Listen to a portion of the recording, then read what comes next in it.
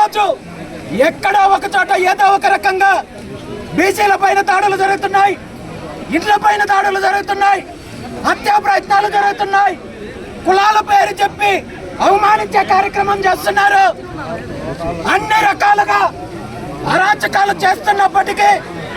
ప్రభుత్వము ఏమాత్రం చర్యలు తీసుకోకపోగా బీసీలను భయపెట్టించి భయభ్రాంతులకు గురి చేస్తే కార్యక్రమం చేస్తున్నారు. నిజంగా మీరు ఇదే పద్ధతి కొనసాగితే రాబోయే రోజుల్లో బీసీ బిడ్డలు, బీసీ యువత తిరగబడే రోజు వస్తుంది. అలా తిరగబడిన రోజు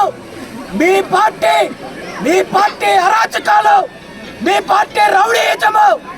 బంగాళాఖాతంలో కలిసిపోతుందని చెప్పి చంద్రబాబు నాయుడు గారిని హెచ్చరిస్తూ ఇప్పటికైనా తప్పు చేసిన వాళ్ళపైన కఠినమైన